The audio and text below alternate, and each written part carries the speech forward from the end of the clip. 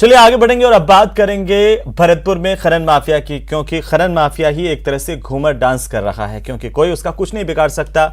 आतंक ऐसा कि नाके पर उत्पात मचा दिया, लगाई आग और नाकेदारों के साथ जमकर यहां पर मारपीट की है। नाकेदारों को खेतों में दौड़ा दौड़ा कर पीटने के भी समाचार हैं। नाके पर लूटपाट को भी अंजाम दिया गया। अवैध खनन करके स्टोन के ब्लॉक ले जा रहे थे। रवाना मांगने पर नाकेदारों से विवाद हुआ और उसके बाद की तस्वीरें आपके टीवी स्क्रीन पर। रूबाज थाना इलाके के महल पुरकाची का यह पूरा मामला है, जहां पर अवैध खनन माफिया बेलगाम है।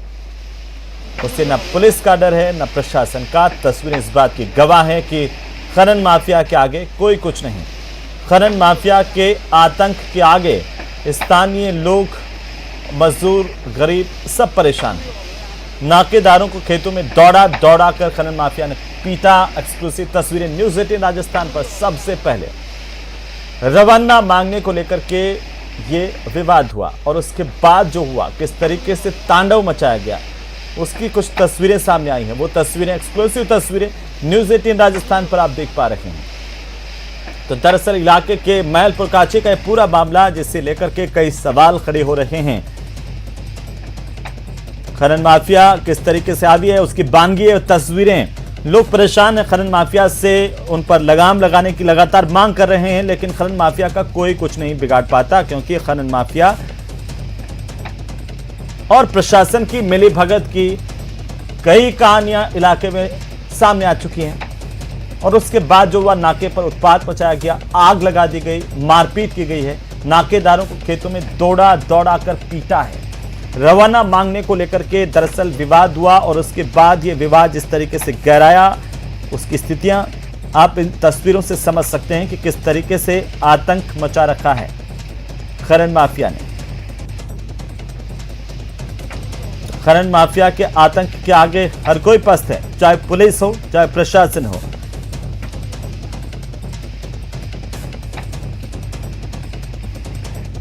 तो ये भरतपुर की तस्वीरें, खनन माफिया का आतंक और नाके पर उत्पात मचाया गया, आग लगा दी गई। उसकी पहली तस्वीर आप देखिए, किस तरीके से यहां पर आग लगाई गई। नाकेदारों के साथ जमकर मारपीट की गई है। नाकेदारों को खेतों में दौड़ा दौड़ा कर पीटा गया है। नाके पर लूटपाट को भी अंजाम दिया गया है। तो फिर आखिरकार इन नाकों का महत्व क्या है, जब इन नाकों पर काम करने वाले लोगों के साथ किस तरीके से बदसलूकी, मारपीट की तस्वीरें सामने आई हैं, वो आपकी टीवी स्क्रीन पर। एक्सक्लूसिव तस्वीरें न्यूज़ 18 राजस्थान पर आप देख रहे हैं। स्टोन के ब्लॉक अवैध खनन करके ले जा रहे थे, उनसे रवाना मांगा गया तो नाकेदारों पर ही हमला बोल दिया। ज्यादा जानकारी के साथ सहयोगी दीपक पुरी हमारे साथ जुड़ चुके हैं। दीपक, क्या जानकारी? देखिए हेमंत, बिल्कुल अगर बात की जाए तो भरतपुर जिले के रोदावल थाना क्षेत्र में अवैध खननकर्ता जो है उनका बोलबाला है। और ऐसे में ये जो अवैध खननकर्ता थे, जो अवैध ट्रैक्टरों को लेकर के और जा रहे थे, उसी दौरान जो रॉयल्टी संचालक थे उनके द्वारा जो नाका लगाया गया था, वहां पर नाकेदारों द्वारा उनसे रवाना मांगे गए। और उसी दौरान जो अवैध खननकर्ता थे उनके द्वारा नाकेदारों पर हमला बोल दिया गया और उनके जो नाका था उसमें आग लगा दी गई। और उस दौरान जो लूटपाट की घटना है वो भी सामने आ गई। नाकेदार जो है वो जान बचाते हुए खेतों में भागते हुए नजर आए और ये एक बड़ी घटना है। सूचना मिलते ही रूपबाज थाना जो पुलिस है वो मौके पर पहुंची और आग बुझाने की जो कवायद है फायर ब्रिगेड के द्वारा वो की गई। लेकिन जब तक जो नाका था वो पूरी तरह जल करके राख हो चुका था। कहा जा सकता है कि अवैध जो खनन माफिया है उनके हौसले इतने बुलंद है कि वो पुलिस को भी कुछ नहीं समझते और लगातार अवैध खनन है उसको अंजाम देते हैं। लगातार रूपबाज क्षेत्र से जो है अवैध खनन किया जाता है। इसमें पुलिस प्रशासन की एक बड़ी नाकामी सामने आ रही है, क्योंकि लगातार पुलिस प्रशासन को सूचना दी जाती है, क्योंकि रॉयल्टी का ठेका वहां पर हो चुका है। उसके बावजूद भी लंबे स्तर पर जो है बहुत शुक्रिया दीपक, तमाम जानकारी के लिए। लगातार अपडेट हम आपसे लेते रहेंगे। चलिए आगे बढ़ेंगे और अब एक दुखद खबर है। लद्दाख के तुर्तुक सेक्टर में एक सड़क हादसे में सेना के 7 जवानों की जान गई है, जबकि 19 जवान गंभीर रूप से घायल हुए हैं। कई जवान गंभीर रूप से घायल हैं। बताया जा रहा है कि यह हादसा थोई से लगभग 25 किलोमीटर की दूरी पर हुआ, जब सेना के जवानों को ले जा रही एक बस शोक नदी में गिर गई। करीब 50 से 60 फीट गहराई में बस गिरी, जिससे यह हादसा हुआ। मौके पर तुरंत राहत और बचाव अभियान चलाया गया और गंभीर घायलों को अस्पताल में भर्ती करवाया गया। प्रधानमंत्री नरेंद्र मोदी ने इस हादसे पर गहरा दुख प्रकट किया है।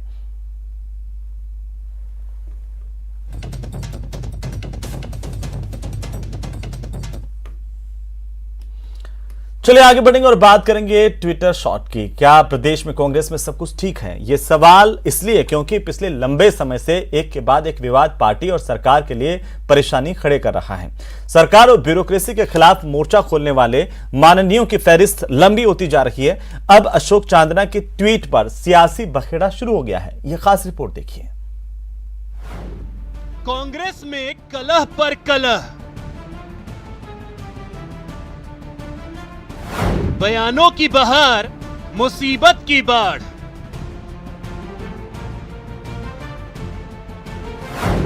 माननीय नाराज, सरकार परेशान।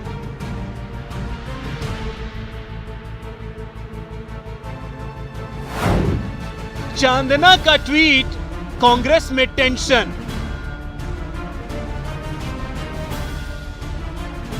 अपनों का प्रहार प्रदेश कांग्रेस की परेशानी बढ़ा रहा है। एक विवाद थमता नहीं, दूसरा मुसीबत बन जाता है। डूंगरपुर विधायक गणेश घोगरा का विवाद शांत भी नहीं हुआ कि अब मंत्री अशोक चांदना के ट्वीट से सियासी बखेड़ा खड़ा हो गया। इस ट्वीट के बाद बीजेपी एक बार फिर गहलोत सरकार को घेर रही है। हालांकि इस मुसीबत को सूबे के मुखिया चांदना पर केवल काम का प्रेशर करार दे रहे हैं। तो इतना बड़ा भार उनके ऊपर आया हुआ है, हो सकता है कोई टेंशन में आ गया हो, कोई कमेंट कर दे। ज़्यादा उसको गंभीरता नहीं लेना चाहिए। उनकी बातचीत करें, मेरे पता नहीं अभी मेरी बात भी उनसे नहीं हुई होगी, तो देख लेंगे। वो दबाव में काम कर रहा दिखता मेरे को। इतना बड़ी जिम्मेवारी उनके ऊपर आ गई है, देख। लेकिन अपनों की नाराजगी की इस लिस्ट में अकेले अशोक चांदना ही नहीं है। अब तक 1 दर्जन से ज्यादा मंत्री, विधायक और नेता टेंशन बढ़ा चुके हैं। सीएम के सलाहकार और निर्दलीय विधायक संयम लोढ़ा ने अफसरशाही पर सवाल उठाया। एआईसीसी सचिव धीरज गुर्जर भी राज्य की अफसरशाही पर सवाल खड़ा कर चुके हैं। डूंगरपुर से कांग्रेस विधायक गणेश घोगरा ने प्रशासन पर काम न करने का आरोप लगाकर इस्तीफा दे रखा है। प्रतापगढ़ से कांग्रेस विधायक रामलाल मीणा ने भी ट्वीट कर कहा, लापरवाही पर भी क्रोध जता चुके हैं। बेंगू से कांग्रेस विधायक राजेंद्र बिधोड़ी भी गहलोत सरकार पर सवाल उठा चुके हैं। कांग्रेस विधायक दिव्या मदेरना विधानसभा में ब्यूरोक्रेसी पर सवाल उठा चुकी हैं। कांग्रेस विधायक गिरिराज मलिंगा ने कहा था कि डीजीपी एमएल लाठर बीजेपी के इशारे पर व्यक्तिगत दुश्मनी निकाल रहे हैं। मंत्री प्रताप सिंह खाचरियावास भी नगर निगम और जेडीए अधिकारियों की कार्यशैली को लेकर कई बार बयान दे चुके हैं। हेमाराम चौधरी ने अपने क्षेत्र में काम नहीं होने का हवाला देकर विधायक पद से इस्तीफा भेजा था। कांग्रेस विधायक अमीन खान विधानसभा में सरकार पर अल्पसंख्यकों को दरकिनार करने का आरोप लगा चुके हैं। वहीं कांग्रेस विधायक भरत सिंह कुंदनपुर खान मंत्री पर भ्रष्टाचार के आरोप लगाते हुए कई बार सीएम को पत्र लिख चुके हैं। फेहरिस्त लंबी है, लेकिन सरकार के मंत्री बार बार यही कह रहे हैं, कांग्रेस में ऑल इज वेल है। कांग्रेस एक डेमोक्रेटिक पार्टी, और डेमोक्रेटिक पार्टी में जो हमारे यहाँ यही सिखाया जाता है कि जनता की आवाज़ बनकर आपको लड़ना है, जनता की आवाज़ को उठाना है। कई बार वो आवाज़ बहुत तेज़ी से उड़ जाती है जब वो गूंज सुनाई देती है। ये कोई पुराना बीजेपी का शासन नहीं है जब दहशत में एमएलए और मंत्री मरे जा रहे थे, हालत ख़राब थी। इतने शानदार कामों के बाद भी आप क्या सोचते हैं कोई दबाव की बात होती है? मंत्री जी ने ट्वीट किया था। वो मंत्री जी से पूछिए, लेकिन मैं एक बात कह रहा हूँ, मैंने आपसे कहा कि हम सब अगर अच्छे तरीके से काम नहीं कर रहे होते तो जनता को राहत कैसे मिले। राज्य में अगले महीने राज्यसभा की 4 सीटों के लिए चुनाव होना है। ऐसे में कहीं कांग्रेस को अपनों की ऐसी कलह का चुनाव में खामियाजा ना उठाना पड़ जाए। दिनेश शर्मा, न्यूज़ 18, जयपुर। तो वहीं कांग्रेस के वरिष्ठ नेता आचार्य प्रमोद कृष्णम ने राजस्थान सरकार पर जमकर निशाना साधा। प्रमोद कृष्णम ने कहा कि राजस्थान में हालात ठीक नहीं है, मंत्रियों और विधायकों में असंतोष है। अगर जल्दी कोई बड़ा फैसला नहीं लिया गया तो गाड़ी हाथ से निकल जाएगी। मेरे साथ कांग्रेस पार्टी के वरिष्ठ नेता आचार्य प्रमोद कृष्णम जी हैं। आचार्य जी, जो राजस्थान में हो रहा है उसको आप कैसे देख रहे हैं? लगातार आप भी ट्वीट कर रहे हैं। देखिए 5 राज्यों में जो कांग्रेस पार्टी की हार हुई है चुनावों में, इसके बाद ना कांग्रेस के कुछ नेता अपने आप को हाईकमान से बड़ा समझने लगे हैं। उसकी वजह से ये सारी प्रॉब्लम क्रिएट हो रही हैं। वो युवाओं के साथ, कानून व्यवस्था के साथ, जनता के साथ, जनप्रतिनिधियों के साथ इंसाफ नहीं कर पा रहे हैं और उसका परिणाम ये है कि ऑल इंडिया कांग्रेस कमेटी के सचिव हैं, बहुत ही प्रियंका जी के उस टीम में भी हैं, धीरज गुर्जर जी वहाँ विधायक भी रहे हैं, वहाँ में दर्जा प्राप्त मंत्री हैं। उन्होंने भी अधिकारियों को निरंकुश होने की शिकायत की है, भ्रष्टाचार की शिकायत की है। गणेश घोगरा जी जो हमारे विधायक हैं, यूपी वहाँ के राजस्थान यूथ कांग्रेस के अध्यक्ष, युवा नेता हैं, उन्होंने भी यही शिकायत की है। और अब तो अशोक चांदना जो हैं, ये अशोक जी के बहुत ही करीबी हैं।